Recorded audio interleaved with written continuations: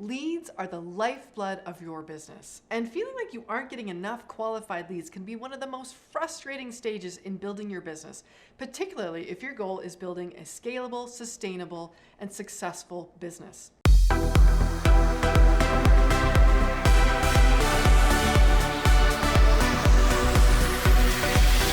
name's Heather Petherick, a success coach with the Big Money Movement, and I'm joined here today with Cheryl Parks, one of my coach colleagues.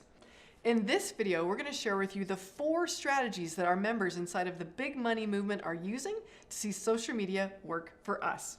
So here's a question, Cheryl. How many of us actually want to have better qualified, stronger leads? Anybody? Yeah, I would say so. Yes. That's why social media is such a winning strategy when you're growing your business as a woman entrepreneur, looking to land 5- and 6-figure corporate contracts. With a great social media footprint, you're actually pre-educating and pre-screening, and in some ways the buyer is pre-selecting. They're already energetically raising their hand based on what they're seeing in your social media footprint that you're the consultant that they want to work with. What do you think, Cheryl? Many of the experts that we work with in their field are learning that the sales landscape has completely changed. Yeah. So what they're finding is buyers are about 70% of the way through their decision-making process before they entertain having a sales leader or a business owner come in and speak to them about the results, outcomes, or transformation before they can that provide. reach out. 100%, right? So that comes from things like social media selling, which is why you have to be on there leveraging strategies to build your own personal brand and help your buyer understand the solutions you provide for them. Absolutely. It's so important. One of the other things that I think is so powerful about social media is allowing us to develop and establish a personal brand. And you know what? The power of personal brand has never been greater, I think, in our business history.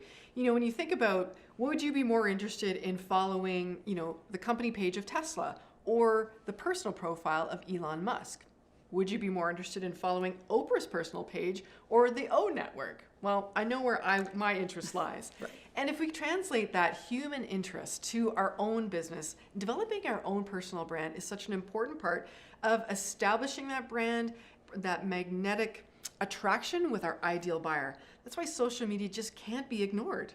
It absolutely can't be. And to be really candid with you, that's where you get to actually bring out who you are as an individual. What you're thinking, what are your methodologies? What do you completely agree with and what absolutely just turns you off with regard to the way that you do business and the services that you provide to the marketplace. So that helps your ideal audience know, again, as you mentioned, self-selection. Yes. They're able to say, this is a person I want to work with, and or this is a person that is not aligned with what I'm trying to do. That culture fit, that values alignment, that can all happen without you doing the heavy lifting of articulating that in a conversation with a prospect.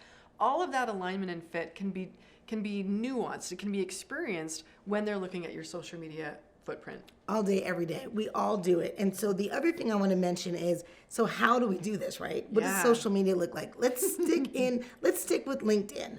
Okay. So you've got lives that you can do. Obviously, you have posting that you can do, whether it be daily, weekly, start somewhere. There are other things that you can do as well. You can join in with someone else to be a member of their live. And always be engaged and providing content and or your thought process around topics and categories that are mentioned so that you're giving people a sense of what you believe as a business owner. Again, get away from this whole, congratulations, that sounds great. You sound amazing. Yes. Let's get into it and actually get some substantial content and some substantial responses when you're in the engagement phase. Yeah, I love that so much. I wonder, is there a member of the Big Money Movement that comes to mind in being really successful with their social media strategies? There are 2. One of them is actually, and I'm going to call her Candy.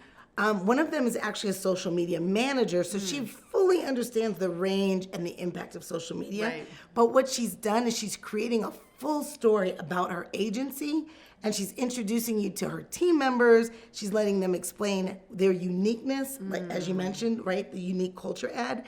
And she's telling you specifically what lane they operate in. Yes. She's educating the buyers that she wants to work with so that they can self-select. Yes. The other person that comes to mind is someone that does lots of LinkedIn Lives. Oh, I know who you're thinking of. Yes, and we'll call her Rhonda. Rhonda does LinkedIn Lives, and I can tell you that she has had corporate clients take note when she's doing lives, talking about the leaderboard, talking about management, talking about some of the ways that you can take salespeople and elevate them to management roles, and what the tips are that need to be glued together to make that a success. Yeah, she's become masterful at demonstrating her body of work, her unique approach, and why her ideal buyer has to work with her, and why there's no option because of the outcomes that she brings. Absolutely.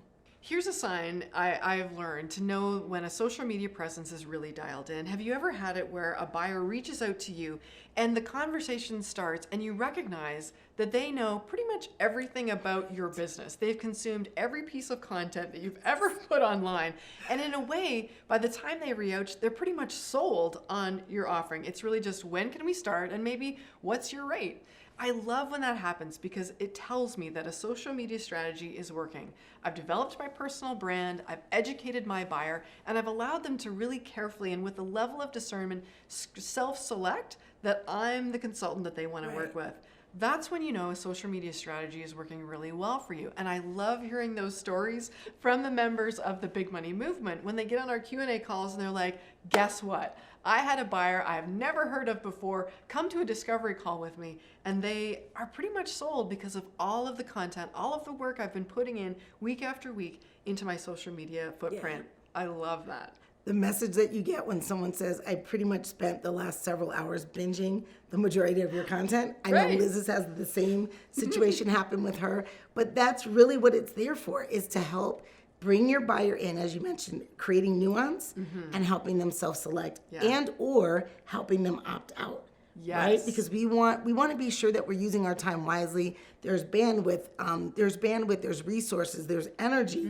There's so much that's put into creating a solution and an outcome for your specific buyer that you want to be sure that you're working with the right people. And this is the way that you can have that happen. And you can identify pretty quickly if it's a fit or a non-fit. Yeah, let's talk about that a little bit more, because I think that's key, Cheryl. One of the mistakes that I think new business owners can make in social media is trying to appeal to the masses, right?